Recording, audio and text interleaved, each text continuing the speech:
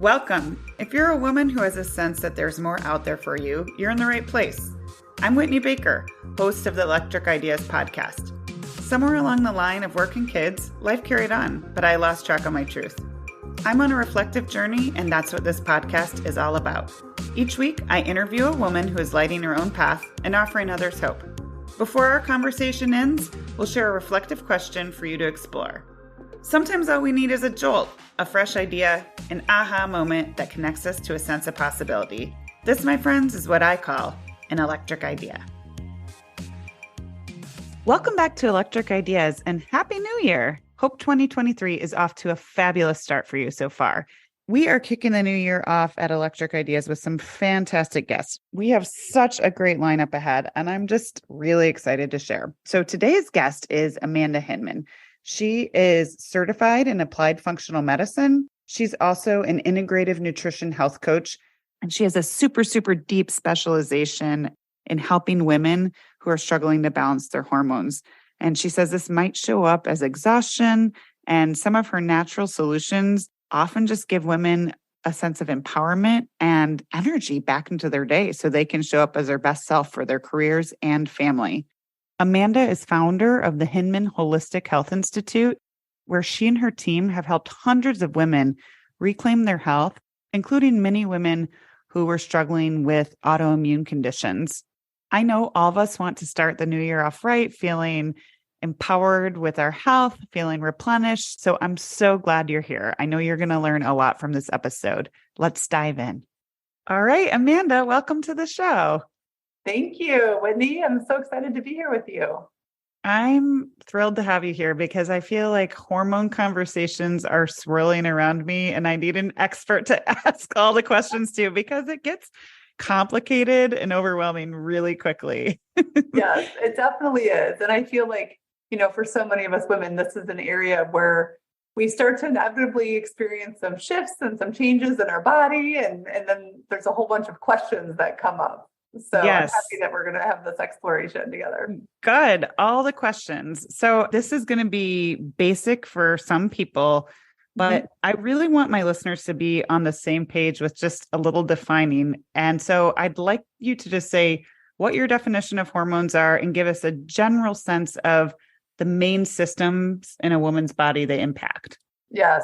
Okay. So typically when focusing on women's hormone health in particular, I like to look at 6 primary hormones. And many of these you probably have heard before. Some of them may be more familiar than others. But the first one is cortisol, right? We tend to think of cortisol as the stress hormone. And it absolutely is the hormone that's responsible for kind of turning up the volume on certain systems in our bodies. I think of cortisol as an amplifier to increase your alertness, to elevate your heart rate and kind of get that blood pumping a little bit more, to have you be ready to quote unquote fight or flee, right? That stress response. It really prepares the body to be in action. And that's a super useful hormone, especially when we think about waking up and starting your day. And the beginning of the day is usually when your cortisol levels are highest. So that's the first one, cortisol, stress hormone, if you will. The next one is thyroid hormones. And thyroid hormones are very beneficial for helping to regulate body temperature, metabolism. A lot of us think about our thyroid health when we think about our weight and whether or not we can release weight or if we hold on to weight. So thyroid has a big role to play in each cell's ability to generate and utilize energy. And in particular, an area that maybe is a little bit less connected with thyroid health is the overall health and strength of our 2 largest organs, our brain and our heart. So thyroid health and thyroid balance is really helpful to keep the body going and keep it working. Next, we have estrogen, right? Estrogen is a very common female hormone. We think of that when it comes to reproduction and our menstrual cycles and being able to have kids. Obviously, it has many important factors there. It also plays a role in our bone density and just overall sense of well-being in our life. The counterbalance to estrogen is progesterone. And it's really important that you have that beautiful balance. Estrogen and progesterone fluctuate throughout our menstrual cycles. And then as we near perimenopause age and even into menopause, that's when those balances can shift quite significantly. And many women experience different symptoms that happen when those hormones start to change. Progesterone, I also think, is really important to note that it helps to maintain and regulate the thymus gland. And the thymus gland is kind of the master orchestrator of our immune system strength. So when we think about having strong immunity, that is really important to have adequate levels of progesterone. Next, in terms of hormone health, is testosterone. And that is kind of the traditional, what you think of as the androgen, the male hormone.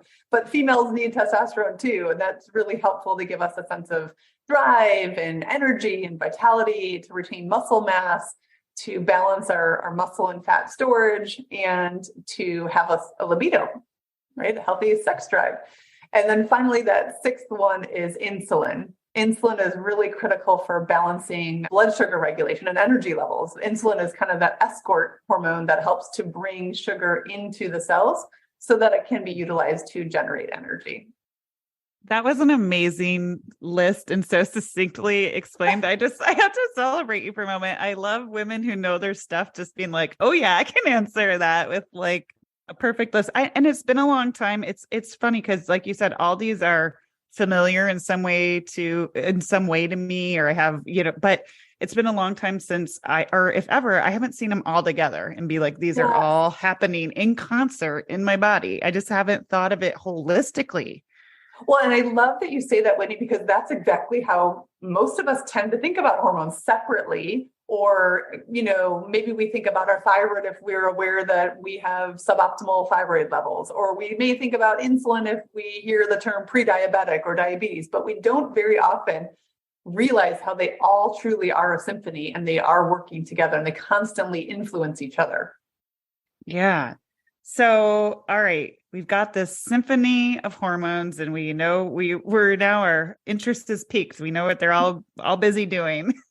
Yes. So you say that there are lots of things women do every day, oftentimes unknowingly, I think, that impact their hormones. What are some of the things that are on the top of that list? Yes. Oh, I love this question. So one of the very first things is how you spend, I would even say, the first 5 to 10 minutes of your morning minutes, right? And the reason that this is so critical is because when we think about that symphony of hormone regulation and how they're constantly influencing each other, there is a kind of an orchestration in the body that happens starting in the hypothalamus, which is in the brain. And the hypothalamus and the pituitary, both located in your brain, will then signal, they kind of pick up, kind of like almost like they're the watch guards and checking out, what is the status of our world? What's the status of this world that I'm living in today? And based on how they interpret the world, whether it's safe, whether it's abundant, whether it's going to be enjoyable and relaxing, or conversely, if those signals are signaling it's panic mode, I am late, I am massively overwhelmed, I have too much I can't handle, I don't have enough nutrition, it's scarce, those are going to start to cascade into our thyroid hormones, into our progesterone levels and estrogen. Everything else is going to kind of swing one way or the other depending on those first signals from the brain. So when we wake up in those first 5 minutes, and it sounds silly, but even just allowing yourself to stay snuggled in your bed an extra few minutes and take some slow, deep breaths, or notice the silkiness on your pillow cover, right? Or when you do rise out of bed, if you kind of just take time to stretch and feel at ease and feel at peace, that is priming your brain that, hey, life is cool. Life is all A-okay. Things are working on track, rather than starting this cascade of stress response in the body. Because if we wake up feeling like we're behind the 8 ball, we're running late, or I've got a to-do list of 10 million things that I'm not going to be able to get through today, or even ruminating about a fight I had or a conversation from yesterday, immediately that sends a different signal to prime the body for an unsafe environment for the day ahead. loving all of this because I'm a big advocate for morning routine across the board for so many reasons.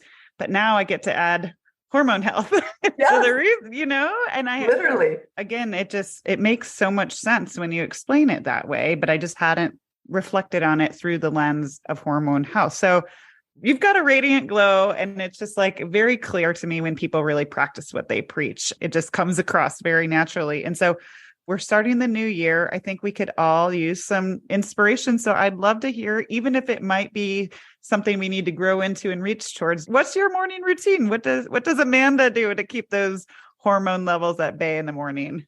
Yeah, thanks for asking. So, and I've had a practice that I've been just living for many years now. The very first thing I do, believe it or not, is spend 12 minutes meditating. I don't even get out of my bed.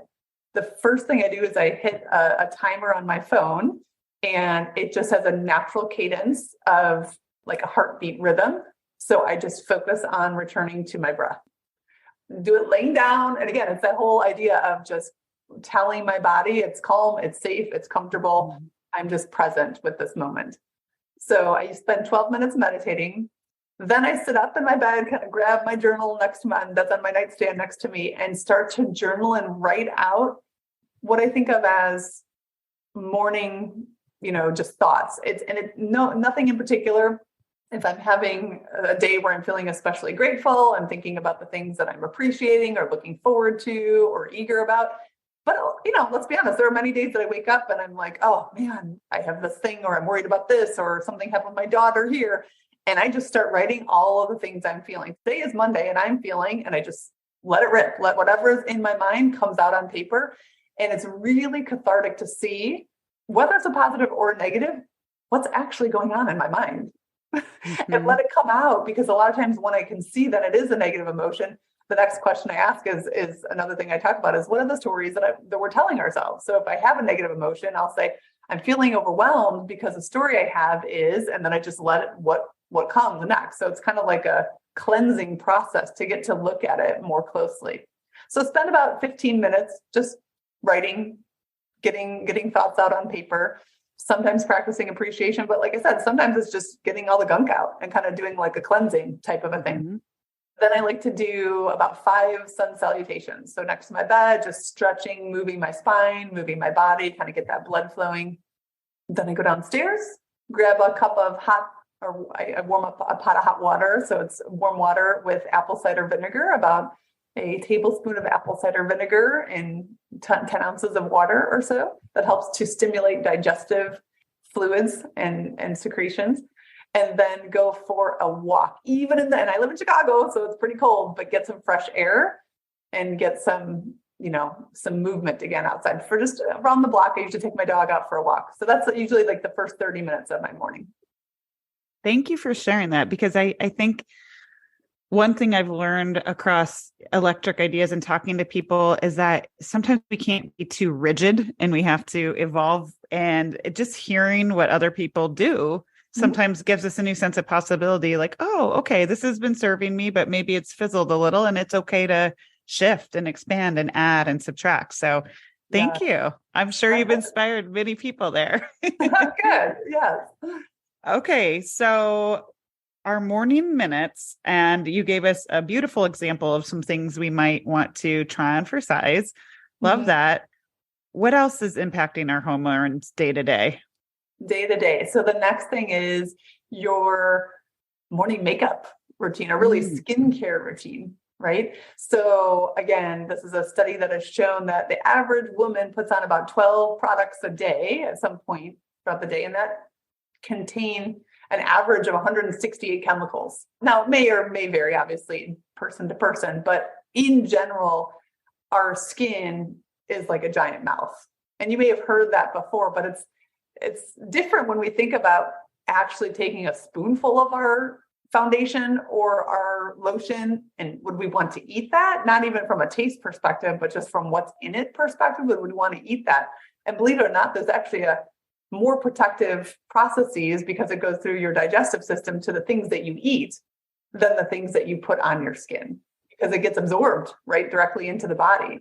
So being mindful of some of the ingredients in your morning routine, right? So whether it be the toothpaste, the deodorant, the makeup, the shampoo.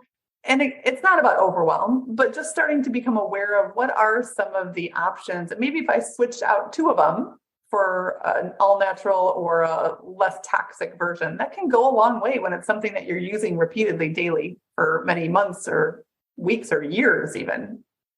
Yeah.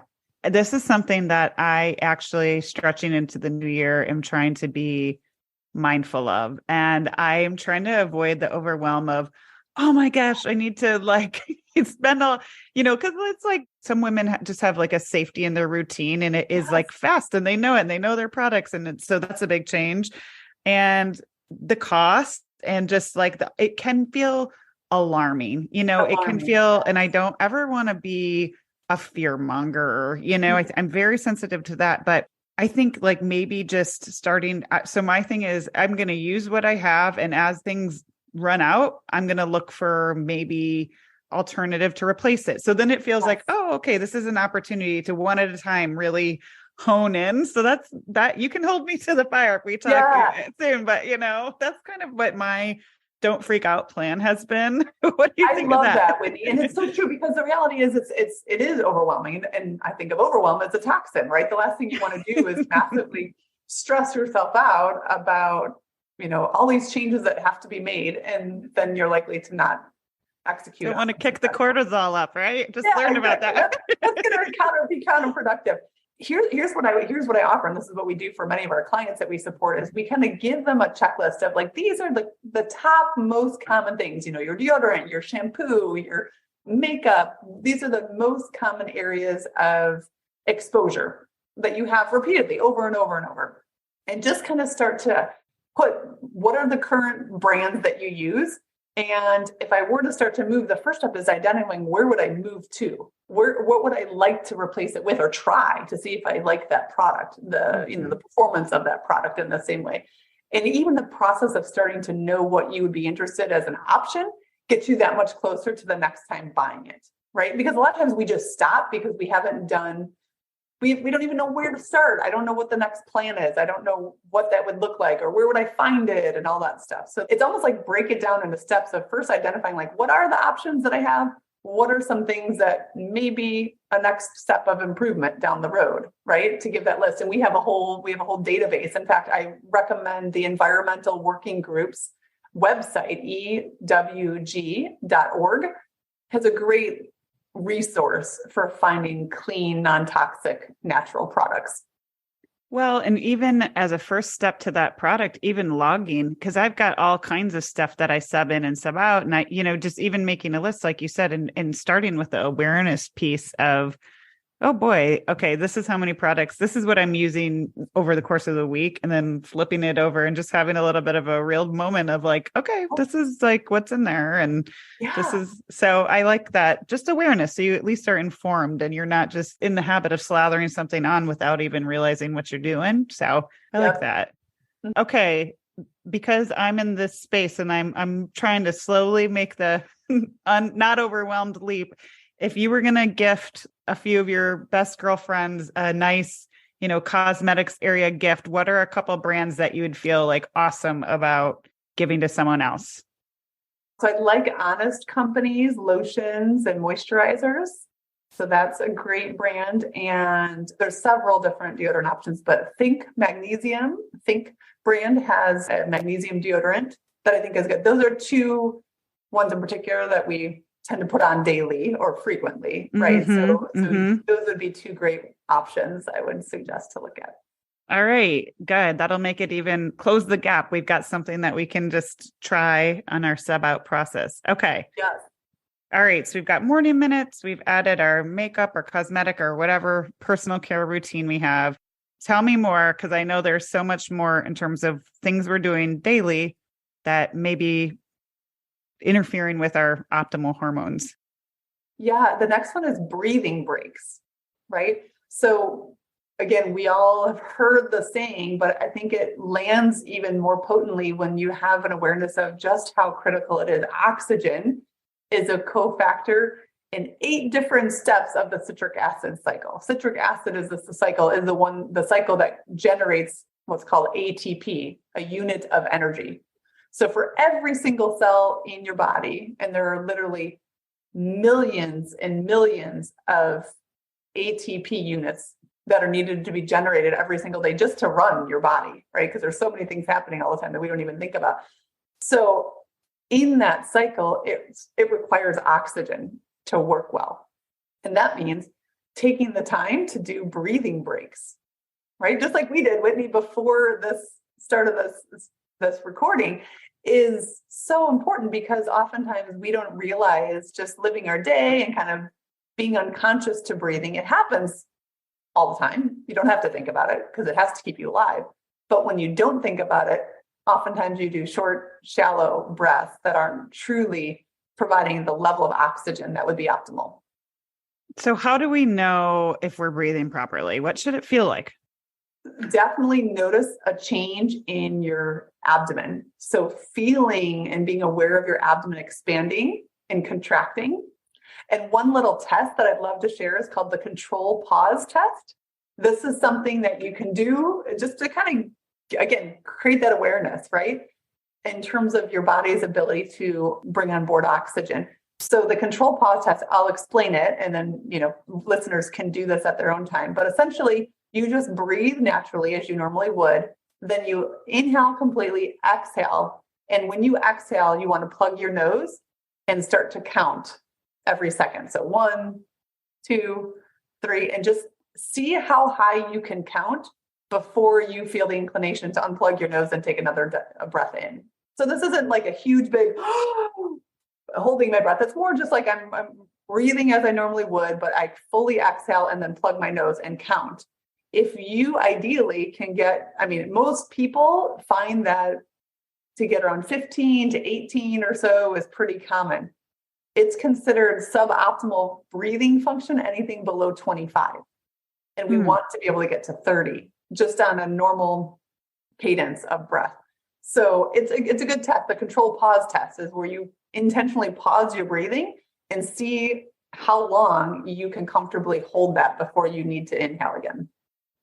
That's a good test. And I agree. It fuels you. This is making me think that I'm such a visual learner, and I'm laughing because I'm taking all these like huge deep breaths. I'm like, as soon as you think about it, you deeper, right?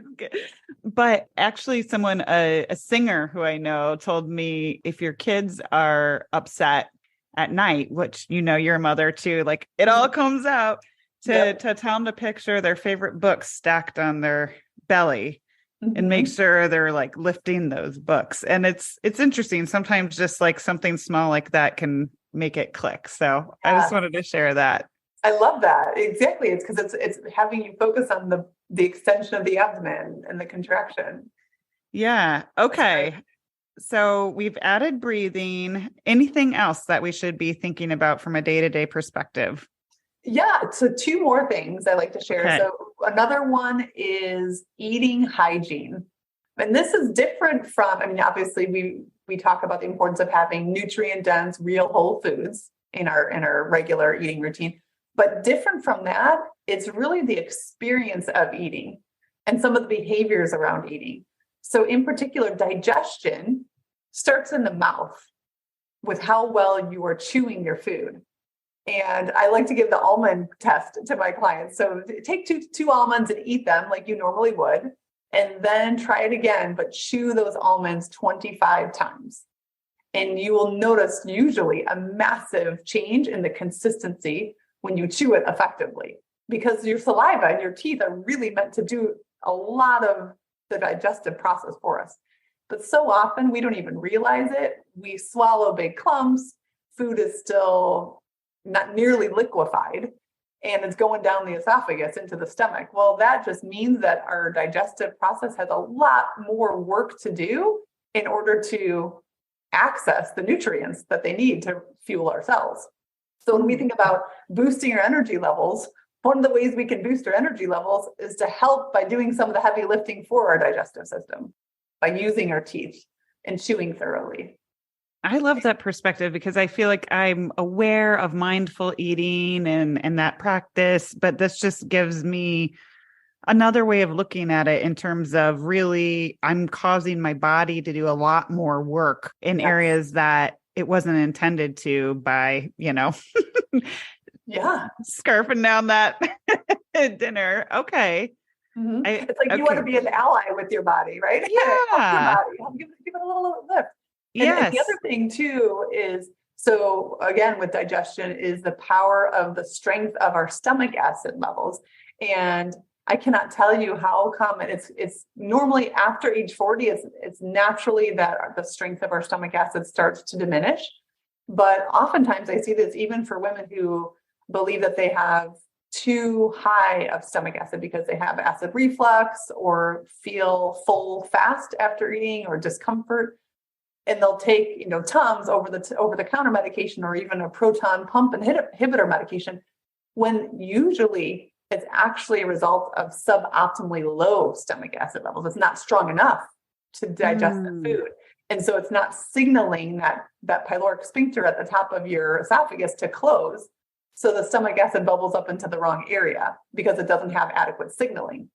So the reason I'm saying stomach acid strength, in addition to chewing, spacing out liquid consumption. So we know it's really important to hydrate. I typically love to suggest at least 80 ounces or so per day of clean water. Yet, if you can plan on hydrating away from mealtime, that is going to serve you well. Because if you drink a whole lot at the same time you're trying to break apart and digest the food, you really significantly diluted the strength of your stomach acid. So we want to think about, maybe 4 or 5 ounces of liquid within the hour before and after, like 20, 30 minutes before, 20, 30 minutes after, and the time that you're eating within that whole mealtime frame. But then outside of those times, you want to consume and hydrate the bulk of your liquid. This is definitely something that I'm going to have to try. You'd mentioned something. I'm so glad that you're bringing this up because I'm going to put this to practice because especially when I go out to eat, I feel like it's all the free water and I'm just like, oh my God, I'm crushing my hydration. I'm like, oh my gosh, I had like 3 glasses of water.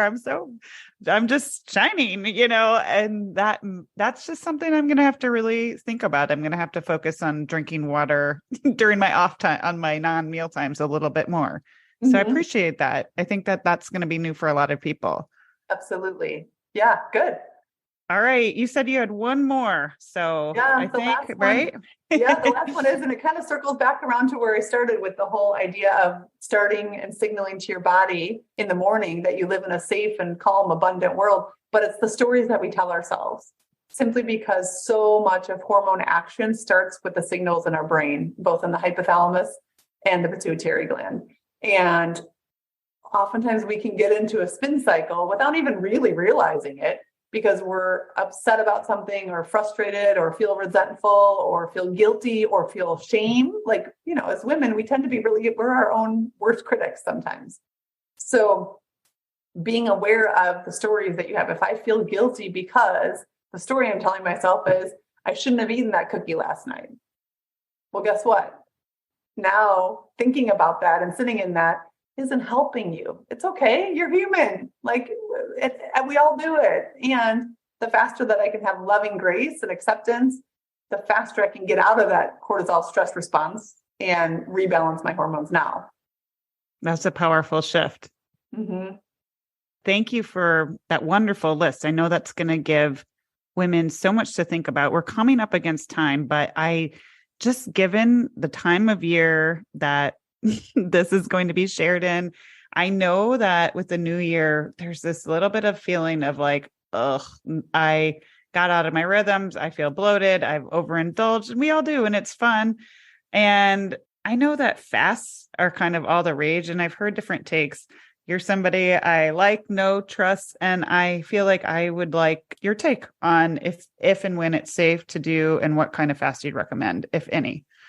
Great question. And it is definitely a very popular topic in January for sure. So fasting can be super beneficial for some people. However, it can actually be counterproductive for many women as well, too. So one of the most important things is to make sure that your body's ability to detoxify is effective. Because oftentimes with a fast, we're intentionally kind of pulling out some of the toxins or extra waste in the body, which makes sense. And that's great to do, assuming that we have the systems and the plumbing set up to move them effectively out of the body. I have unfortunately seen a number of times where women have taken a green smoothie fast or gone on a certain protocol and with the intention of releasing weight or kind of getting rid of the bloating, and it really caused an inflammatory storm in their body because it now released a whole bunch of trapped toxins and inflammation that the body wasn't coming from a place of strength to handle. So I think fasts and kind of that detoxification can be really strong, but maybe in preparation for that, make sure you're coming from a place of strength.